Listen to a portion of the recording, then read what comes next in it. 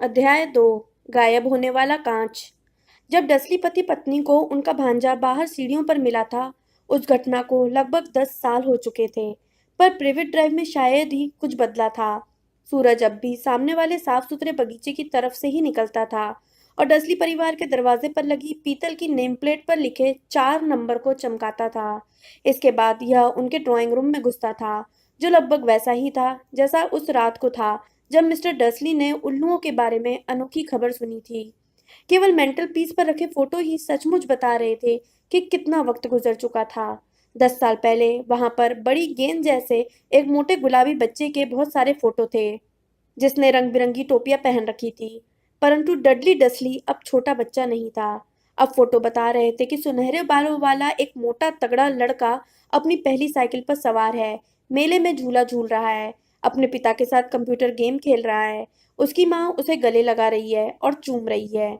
कमरे में ऐसी कोई निशानी नहीं थी जिससे यह पता चले कि उस घर में एक और बच्चा भी रहता था। परंतु हैरी पॉटर अब भी वहीं था और इस समय सोया हुआ था। हालांकि वह ज्यादा देर तक नहीं सो पाया। उसकी पिटूनिया आंटी जाग गई थी और उनकी तेज आवाज उस दिन उस घर में गूंजने वाली पहली आवाज थी। उठ, जल्दी उठ, सुना कि नहीं? हैरी चौंक कर जागा। उसकी आंटी ने एक बार फिर दरवाजा भड़बड़ाया। उठो! वे चीखी। हैरी को उनके कदमों की आवाज से समझ में आ गया था कि वे किचन की तरफ जा रही थी और फिर उसे गैस पर फ्राइंग पैन रखने की आवाज सुनाई दी। हैरी करवट बदल कर पीठ के बल लेटा और उसने वह सपना याद करने की कोशिश की जो वह उठने से पहले देख रहा था। बड़ा प्यारा सपना था। उसमें मोटरसाइकिल उड़ रही थी। उसे यह अजीब सा एहसास हो रहा था जैसे वह यह सपना पहले भी देख चुका था। उसकी आंटी दोबारा उसके दरवाजे के बाहर धमक चुकी थी। अभी तक नहीं उठे? उन्होंने चिल्लाकर पूछा। उठ तो गया, हैरी ने जवाब दिया। तो फिर जल्दी से बाहर आओ। मैं चाहती हूँ कि तुम नाश्ते पर नजर रखो और ध्यान रखना जला मत देना। मैं डडली बेटे के बर्थडे पर हर चीज बढ़िया चाहती हूँ। हैरी के मुंह से आह निकल गई। क्या तुमने कुछ कहा? आंटी दरवाजे के बाहर से घुर्राई। कुछ नहीं, कुछ नहीं। डडली का बर्थडे वो कैसे भूल गया था? हैरी धीरे से बिस्तर से बाहर निकला और अपने मोजे ढूंढने लगा जो उसे अपने बिस्तर के नीचे मिले। एक मोजे में मकड़ी थी जिसे निकालने के बाद उसने मोजे पहन लिए। हैरी को मकड़ियों के साथ रहने की आदत थी क्योंकि सीढ़ियों के नीचे की अलमारी में ढेर सारी मकड़ियां थी और वो यहीं सोता था। जब उसने कपड़े पहन लिए तो वो हॉल से होता हुआ किचन में गया। डडली के बर्थडे के ढेर सारे तोहफों के नीचे टेबल लगभग पूरी तरह छुप गई थी। ऐसा लग रहा था जैसे डडली को वो नया कंप्यूटर मिल गया था जो उसे चाहिए था। इसके साथ ही उसे एक और टेलीविजन भी मिल गया था तथा रेसिंग बाइक भी। डडली रेसिंग बाइक क्यों चाहता था, यह हैरी के लिए एक रहस्य था, क्योंकि डडली बहुत मोटा था और एक्सरसाइज से नफरत करता था, जब तक कि इसमें किसी को मुक्का मारना शामिल ना हो। डडली का प्रिय पंचिंग बैग हैरी था। हालांकि वह उसकी पकड़ में बहुत कम आ पाता था। हैरी दिखता नहीं था, परंतु था वो बहुत तेज। शायद यह अंधेरी अलमारी में रहने का परिणाम था कि हैरी अपनी उम्र के हिसाब से दुबला और छोटा रह गया था। पर वह सचमुच जितना था उससे भी ज्यादा दुबला और छोटा दिखता था, क्योंकि उसे हर समय डडली के पुराने कपड़े पहनना पड़ते थे और डडली उससे 4 गुना मोटा था। हैरी का चेहरा दुबला था, घुटने गांठदार, बाल काले और आंखें चमकदार हरी थीं। वह गोल चश्मा पहनता था जिस पर बहुत सा सेलोटेप लगा होता था, क्योंकि डडली उसकी नाक पर अक्सर मुक्के मारता रहता था। हैरी को अपनी शक्ल सूरत में सिर्फ एक ही चीज पसंद थी, उसके माथे पर बना बहुत पतला निशान, जो ऐसा दिखता था जैसे वहां पर बिजली गिरी हो। जब से उसने होश संभाला था तभी से वह इस निशान को देख रहा था और उसे याद था कि होश संभालने के बाद उसने पिटूनिया आंटी से पहला सवाल यही पूछा था कि उसके माथे पर यह निशान कैसे बना। उस कार एक्सीडेंट में जिसमें तुम्हारे माता पिता मरे थे, उन्होंने कहा। और हाँ, सवाल मत पूछो। सवाल मत पूछो, यह डसली परिवार में शांतिपूर्ण जीवन का पहला नियम था। जब हैरी नाश्ते को पलट रहा था तो वर्नॉन अंकल किचन में आए। बालों में कंघी करो, वे भौंके जैसे उन्होंने हैरी से गुड मॉर्निंग की हो। सप्ताह में लगभग एक बार वर्नॉन अंकल अपने अखबार के ऊपर से देखते थे और चिल्लाते थे कि हैरी के बाल बहुत बढ़ गए हैं और उसे कटिंग की जरूरत है। उसके क्लास में बाकी बच्चों की जितनी बार कटिंग होती थी, उन सबको आपस में जोड़ भी दिया जाए तो भी हैरी की कटिंग उनसे ज्यादा बार होती थी। हालांकि इससे कोई फर्क नहीं पड़ता था क्योंकि उसके बाल बहुत तेजी से बढ़ते थे। जब डडली अपनी माँ के साथ किचन में आया तो हैरी अंडे तल रहा था। डडली काफी कुछ वर्नॉन अंकल जैसा ही दिखता था।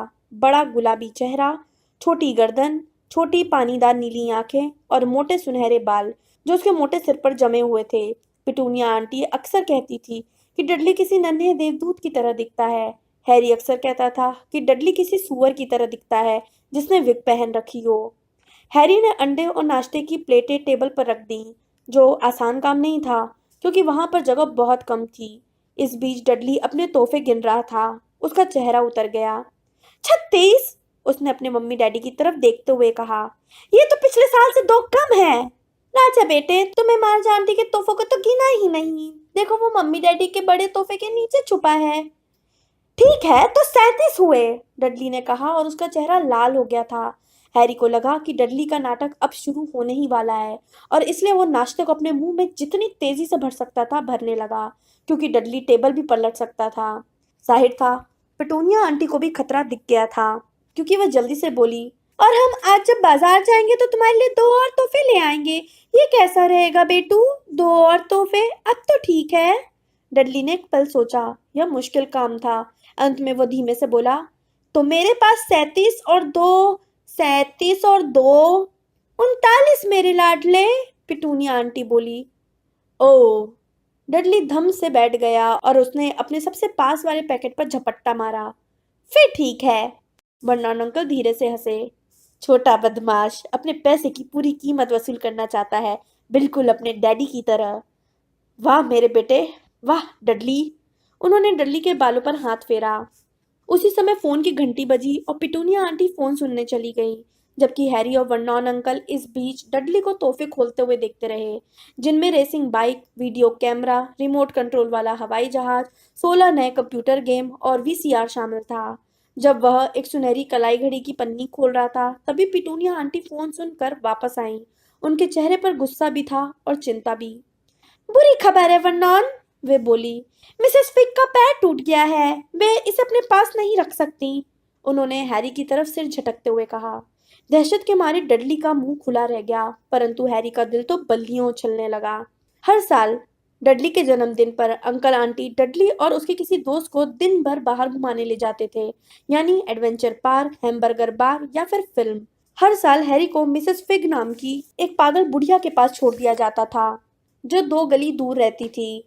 हैरी वहां जाने से बुरी तरह चिढ़ता था। वहां पूरे घर में पत्ता गोभी की बदबू भरी रहती थी और मिसेस फिग उसे जबरदस्ती उन सब बिल्लियों के फोटो दिखाती थी जो उन्होंने कभी पाली थी। तो अब क्या होगा? पेटूनिया आंटी ने कहा। वह हैरी को खा जाने वाली नजरों से देख रही थी, जैसे उसी ने इसकी योजना बनाई हो। हैरी जानता था कि उसे इस बात पर दुखी होना चाहिए कि मिसेस फिग की टांग टूट गई है, परंतु यह आसान नहीं था, क्योंकि वह यह भी जानता था कि अब उसे 1 साल तक टिबलस, स्नोई, मिस्टर पॉज और टफ्टी को नहीं देखना पड़ेगा।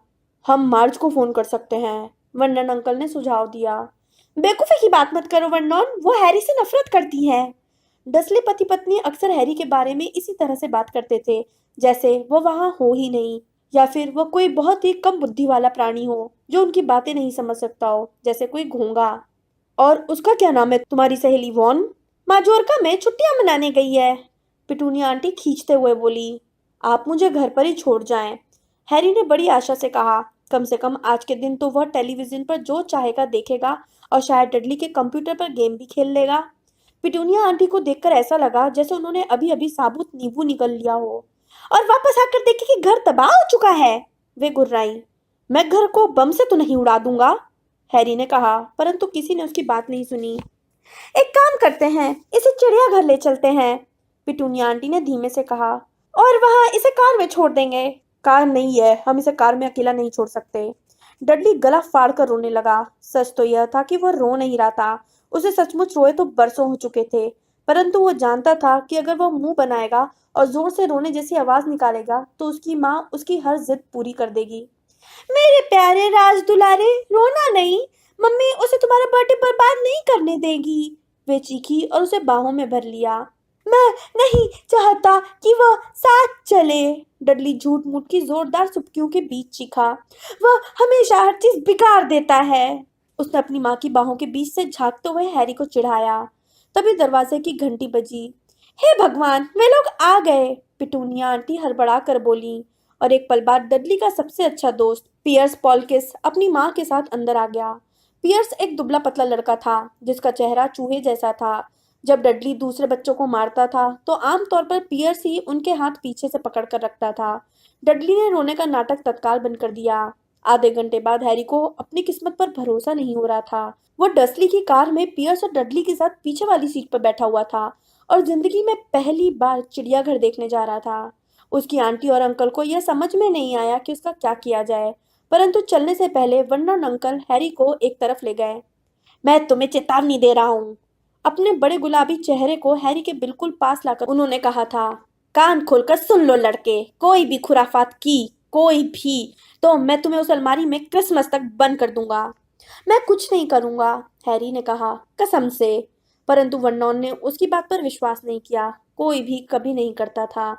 समस्या यह थी कि हैरी के साथ अक्सर अजीब चीजें होती थीं और डसली परिवार को यह बताने से कोई फायदा नहीं होता था कि उसने यह चीजें नहीं की। एक बार पिटूनिया आंटी यह देखते देखते तंग आ गई थी कि हैरी जब कटिंग कराकर लौटता है तो ऐसा लगता है जैसे नाई ने उसके बालों को छुआ ही ना हो। गुस्से में उन्होंने किचन से कैंची उठाई और हैरी के बाल इतने छोटे काट दिए कि वो लगभग गंजा हो गया। उन्होंने सिर्फ सामने की लट छोड़ दी थी ताकि उसका भयानक निशान छुप जाए। डडली तो हैरी को देखकर हंसते हंसते लोटपोट हो गया। उस रात हैरी को यह सोच सोच कर नींद नहीं आई कि अगले दिन स्कूल में उसका क्या हाल होगा। वहां पर वैसे भी बच्चे उसके ढीले ढाले कपड़े और सेलोटेप लगे चश्मे को देखकर काफी हंसी उड़ाते थे। बहरहाल अगली सुबह जब वो उठा तो उसने देखा कि उसके बाल उतने ही बड़े हो गए थे जितने पिटूनिया आंटी के काटने से पहले थे। इस बात के लिए उसे एक सप्ताह तक अलमारी में बंद रहने की सजा दी गई। हालांकि उसने यह समझाने की लाख कोशिश की कि उसे क्या मालूम कि उसके बाल इतनी जल्दी कैसे बढ़ गए। एक बार पिटूनिया आंटी उसे डडली का पुराना और बुरा सा दिखने वाला स्वेटर पहनाने की कोशिश कर रही थी, जो बुरा था और उस पर नारंगी फुदने लगे थे। उन्होंने उसके सिर में स्वेटर घुसाने की जितनी ज्यादा कोशिश की, वह उतना ही छोटा होता चला गया और अंत में इतना छोटा हो गया कि वह किसी दस्ताने की तरह हाथ में घुस सकता था, परंतु हैरी के सिर में नहीं। पिटूनिया ने सोचा स्वेटर धुलाई में सिकुड़ गया होगा और हैरी को बड़ी राहत मिली कि उसे सजा नहीं मिली। परंतु एक बार वो बहुत परेशानी में पड़ गया जब वो स्कूल के किचन की छत पर पहुंच गया था। डडली का गैंग हर रात की तरह उस दिन भी उसका पीछा कर रहा था और बाकी लोगों के साथ साथ खुद हैरी भी यह देखकर हैरान रह गया था कि वह चिमनी पर बैठा हुआ था। हैरी के प्रिंसिपल ने बहुत गुस्से में डसली परिवार को पत्र में लिखा कि हैरी स्कूल की इमारतों पर चढ़ रहा था, पर उसने तो सिर्फ यह कोशिश की थी और उसने अपनी अलमारी में बंद दरवाजे के पीछे से वर्नॉन अंकल को चिल्ला कर यह बात बताई थी कि वो किचन के बाहर खड़े बड़े कूड़ेदान के पीछे छलांग लगा दे। हैरी सोच रहा था कि शायद तेज हवा के झोंके ने उसकी छलांग के बीच से उसे ऊपर उठा दिया होगा, परंतु आज कोई भी गड़बड़ नहीं होगी। डडली और पियर्स के साथ दिन गुजारना भी बहुत बड़ी बात थी।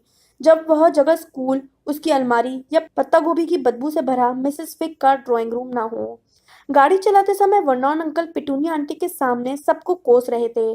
कोसना उनका प्रिय शौक था। ऑफिस के लोग हैरी, म्यूनिसिपैलिटी हैरी, बैंक और हैरी उनके कुछ प्रिय विषय थे। आज सुबह यह विषय था मोटरसाइकिल। जब एक मोटरसाइकिल उनकी गाड़ी के आगे निकल गई तो वे बोले, जवान आवारा लोग पागलों की तरह अंधाधुंध गाड़ी भगाते हैं। मैंने सपने में एक मोटरसाइकिल देखी थी। हैरी को अचानक याद आ गया और उसने कह दिया। वह उड़ रही थी। वर्नॉन अंकल ने आगे वाली कार में लगभग टक्कर मार दी। वे अपनी सीट में पीछे मुड़े और हैरी को देखकर चिल्लाए और इस समय उनका चेहरा मूंछ वाले किसी बड़े चुकंदर की तरह दिख रहा था। मोटरसाइकिलें उड़ नहीं सकती। डडली और पियर्स ही करने लगे। मैं जानता हूँ मोटरसाइकिलें उड़ नहीं सकती हैं, हैरी ने कहा। यह तो बस एक सपना था। परंतु वो सोच रहा था काश उसने यह नहीं कहा होता। अगर डसली परिवार सवाल पूछने से भी ज्यादा किसी बात से चिढ़ता था तो ऐसा तब होता था जब हैरी बोलता था कि कोई चीज उस तरह से हो रही है जिस तरह से उसे नहीं होना चाहिए, चाहे वो सपने में या कार्टून में ही क्यों ना हो। उन्हें लगता था इससे उसके दिमाग में खतरनाक विचार आ जाएंगे। आज बहुत सुहावना दिन होने की वजह से चिड़ियाघर में बहुत से परिवारों की भीड़ थी। डसली ने गेट के बाहर डडली और पियर्स को बड़ी चॉकलेट आइसक्रीम दिलवाई और फिर वे हैरी को जल्दी से वहां से हटा पाते इससे पहले ही वैन में मुस्कुराती हुई महिला ने चूंकि हैरी से पूछ लिया था कि उसे क्या चाहिए, इसलिए उन्हें मन मार कर उसे एक सस्ती सी लेमन आइसक्रीम दिलवानी पड़ी, जिसे चूसते हुए हैरी ने सोचा यह भी बुरी नहीं थी। तभी उसने देखा कि एक गोरिल्ला अपना सिर खुजा रहा था और डडली से काफी मिलता जुलता दिख रहा था, सिवाय इसके कि गोरिल्ला के बाल सुनहरे नहीं थे। बहुत लंबे समय बाद हैरी की सुबह इतनी अच्छी गुजरी थी। वह इस बात का ध्यान रख रहा था कि डसली परिवार से थोड़ी दूर चले, ताकि डडली और पियर्स, जो लंच टाइम तक जानवरों को देख देख कर बोर होने लगे थे, कहीं उसे मारने का अपना प्रिय खेल शुरू न कर दें। उन्होंने चिड़ियाघर के रेस्टोरेंट में लंच किया और इसके बाद डडली एक बार फिर हंगामा खड़ा करने लगा, क्योंकि उसकी फ्रूट आइसक्रीम खत्म हो गई थी। इस पर वर्नॉन अंकल ने उसे एक और आइसक्रीम दिलवा दी और हैरी को पहली वाली खत्म करने की इजाजत दी। हैरी ने बाद में सोचा, उसे पता होना चाहिए था कि इतना अच्छा समय ज्यादा देर तक नहीं चल सकता था। लंच के बाद वे लोग चिड़ियाघर के नाग भवन में गए। यहाँ ठंडक और अंधेरा था और दीवारों पर लगी खिड़कियों पर रोशनी थी। कांच के पीछे कई तरह की छिपकलियां और सांप थे, जो लकड़ी और पत्थर के टुकड़ों पर फिसल और चढ़ रहे थे। डडली और पियर्स बड़े जहरीले कोबरा और आदमी को चकनाचूर करने वाले मोटे अजगर को देखना चाहते थे। डडली ने वहां के सबसे बड़े सांप को जल्दी ही ढूंढ लिया। वह वर्नॉन अंकल की कार के चारों तरफ अपने शरीर को 2 बार लपेटकर कार को किसी कचरा पेटी में चकनाचूर कर सकता था, परंतु इस वक्त वह ऐसा करने के मूड में नहीं दिख रहा था। सच तो यह था कि वह गहरी नींद में सो रहा था। डडली कांच पर अपनी नाक गड़ाकर खड़ा था और सांप की चमकदार भूरी कुंडलियों को देख रहा था। इसे उठाओ, उसने अपने पिता से झल्लाते हुए कहा। वर्नॉन अंकल ने कांच पर ठक-ठक की, परंतु सांप हिला तक नहीं। एक बार और करो, डडली ने ऑर्डर जमाया। वर्नॉन अंकल ने अपनी उंगलियों के पिछले हिस्से से कांच को बढ़िया तरीके से ठोका, परंतु सांप फिर भी सोता रहा। कितना बोरिंग है, डडली ने आ भरी और पैर पटकते हुए दूर चला गया। हैरी कांच के सामने आया और उसने सांप की तरफ उत्सुकता से देखा। कोई ताज्जुब नहीं था कि बेचारा सांप बोरियत के मारे ही मर जाए। साथ में कोई नहीं सिवाय उन मूर्ख लोगों के जो दिन भर उसे तंग करने की कोशिश करते थे और कांच पर अपनी उंगली ठोकते रहते थे। यह तो अलमारी को बेडरूम बनाने से भी बुरा था, जहां इकलौती मेहमान पिटूनिया आंटी होती थी, जो उसे जगाने के लिए दरवाजा भड़बड़ाती थी। कम से कम उसे पूरे घर में घूमने को तो मिल जाता था। सांप ने अचानक अपनी छोटी चमकदार आंखें खोली। सांप ने धीरे, बहुत धीरे अपना सिर उठाया, जब तक कि उसकी आंखें हैरी की आंखों की ऊंचाई तक नहीं आ गई। उसने आंख मारी। हैरी घूरने लगा। फिर उसने जल्दी से आसपास देखा कि कहीं कोई देख तो नहीं रहा था। कोई नहीं देख रहा था। उसने सांप की तरफ पलट कर देखा और उसने भी आंख मार दी। सांप ने वर्नॉन अंकल और डडली की तरफ सिर को झटका और अपनी आंखें छत की तरफ उठाई। उसने हैरी को इस तरह देखा मानो कह रहा हो, मेरे साथ पूरे समय यही होता है। मैं जानता हूँ, हैरी कांच के इस पार से बुदबुदाया। हालांकि उसे विश्वास नहीं था कि सांप उसकी आवाज को सुन सकता था। इससे सचमुच बहुत चिढ़ छूटती होगी। सांप ने तेजी से अपना सिर हिलाया। वैसे तुम कहाँ से आए हो? हैरी ने पूछा। सांप ने अपनी पूंछ कांच के पास लगे एक छोटे साइन बोर्ड पर मारी। हैरी ने इसे पढ़ा। बोआ कंस्ट्रक्टर, ब्राजील। क्या वहां पर अच्छा लगता था? सांप ने एक बार फिर उसी साइन बोर्ड पर अपनी पूंछ मारी और हैरी ने पढ़ा, यह सांप चिड़ियाघर में ही पैदा हुआ था। अच्छा, मैं समझ गया, तुम कभी ब्राजील में रहे ही नहीं। जैसे ही सांप ने अपना सिर हिलाया, हैरी के पीछे से कान फोड़ू आवाज आई, जिसे सुनकर वे दोनों उछल पड़े।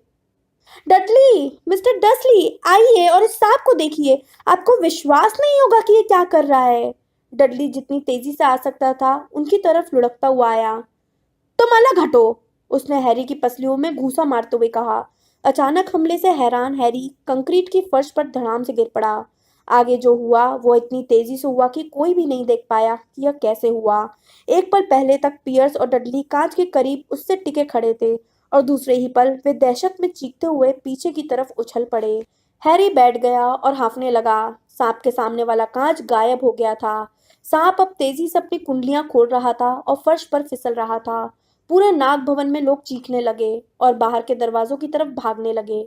जब सांप उसके पास से तेजी से सरसराता हुआ गया, तो हैरी कसम खा सकता था कि उसने धीमे से फुफकारते हुए कहा था, ब्राजील, मैं आ रहा हूँ।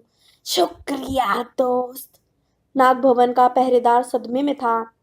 परंतु कांच, वह बार बार कह रहा था, कांच कहाँ गया? चिड़ियाघर के डायरेक्टर ने अपने हाथ से पिटूनिया आंटी को एक कप कड़क मीठी चाय बनाकर दी और वह लगातार उनसे माफी मांगता रहा। पियर्स और डडली अनाप शनाप बक रहे थे। जहां तक हैरी ने देखा था, सांप ने कुछ भी नहीं किया था। उसने तो उनके पास से गुजरते समय सिर्फ उनके पैरों के पास अपनी पूंछ मजाक में पटकी थी। परंतु जब वे वर्नॉन अंकल की कार में वापस लौटे, तो डडली उन्हें बता रहा था कि किस तरह सांप ने उसके पैर में लगभग काट ही लिया था, और पियर्स तो कसम खा रहा था कि सांप ने उसे दबोचकर मारने की कोशिश की थी। परंतु कम से कम हैरी के लिए सबसे बुरी बात वह थी जो पियर्स ने कही थी। जब पियर्स इतना शांत हो गया कि कुछ कह सके, तो उसने सबके सामने कहा था, हैरी सांप से बात कर रहा था, है ना हैरी? वर्नॉन अंकल ने तब तक इंतजार किया जब तक पियर्स उनके घर से चला नहीं गया, और उसके बाद वे हैरी पर जमकर बरसे। वे इतने गुस्से में थे कि उनके मुंह से शब्द मुश्किल से निकल रहे थे। वे सिर्फ इतना कह पाए, जाओ अलमारी, वहीं रहो, कोई खाना नहीं। इतना कहने के बाद वे कुर्सी पर गिर पड़े, और पिटूनिया आंटी को भागकर उनके लिए ब्रांडी का एक बड़ा पैग लाना पड़ा। हैरी काफी देर तक अपनी अंधेरी अलमारी में पड़ा रहा। वह सोच रहा था काश उसके पास घड़ी होती। वह नहीं जानता था कि कितने बज गए थे, और इसलिए वह यकीन से नहीं कह सकता था कि डर्सली परिवार अभी सो गया होगा या नहीं। जब तक वे सो नहीं जाते, तब तक वह किचन में जाकर चोरी से कुछ खाने का खतरा नहीं उठा सकता था। डर्सली परिवार के साथ रहते हुए उसे लगभग 10 साल हो गए थे। जहां तक उसे याद था, 10 दुख भरे साल। वह तब से यहाँ रह रहा था जब वह छोटा सा बच्चा था, और उसके माता पिता उस कार एक्सीडेंट में मर गए थे। उसे याद नहीं था कि उसके माता पिता की मौत के समय वह भी कार में था। कई बार जब वह अलमारी में लंबे घंटों के दौरान अपनी याददाश्त पर जोर डालता था, तो उसे एक दृश्य दिखाई देता था, चकाचौंध करने वाली हरी रोशनी और माथे में बहुत तेज दर्द। उसने मान लिया था कि यही एक्सीडेंट होगा, हालांकि उसे यह समझ में नहीं आ रहा था कि इतनी सारी हरी रोशनियां कहाँ से आ रही थी। उसे अपने माँ बाप की शक्ल तक याद नहीं थी। उसके अंकल आंटी उनके बारे में कभी बात नहीं करते थे, और सवाल पूछने के बारे में उसे पहले ही मना कर दिया गया था। घर में उनकी एक भी फोटो नहीं थी। जब हैरी छोटा था तो अक्सर सपने देखता था कि कोई अनजान रिश्तेदार उसे यहाँ से दूर ले जाने के लिए आया है, परंतु ऐसा कभी नहीं हुआ। डस्ली परिवार के सिवाय उसका कोई नहीं था, परंतु कई बार उसे ऐसा लगता था या शायद ये उसके मन का वहम हो, जैसे सड़क पर जा रहे अजनबी लोग उसे पहचानते थे। वे बड़े अजीब किस्म के अजनबी थे। एक बार जब वो पिटूनिया आंटी और डडली के साथ शॉपिंग करने गया, तो बैगनी हैट पहने एक नाटे आदमी ने उसकी तरफ देखकर सिर झुकाया था। पिटूनिया आंटी ने गुस्सा होकर हैरी से पूछा था कि क्या वो उस आदमी को जानता था, और इसके बाद वे बिना कुछ खरीदे उन्हें दुकान से तत्काल बाहर ले आईं। सिर से पैर तक हरे कपड़े पहने एक पागल सी दिखने वाली बुढ़िया ने एक बार बस में उसकी तरफ देखकर खुशी खुशी अपना हाथ हिलाया था। बहुत लंबा जामुनी कोट पहने एक गंजे आदमी ने तो एक दिन सड़क पर उससे हाथ मिलाया था, और फिर बिना कुछ कहे चला गया था। इन सभी लोगों के बारे में सबसे अजीब बात यह थी कि जिस पल हैरी उन्हें ध्यान से देखने की कोशिश करता था, वे न जाने कहाँ गायब हो जाते थे। स्कूल में हैरी का कोई दोस्त नहीं था। सब जानते थे कि डडली का गैंग ढीले ढाले पुराने कपड़े और टूटा चश्मा पहनने वाले हैरी पॉटर से नफरत करता था, और कोई भी डडली के गैंग से पंगा नहीं लेना चाहता था।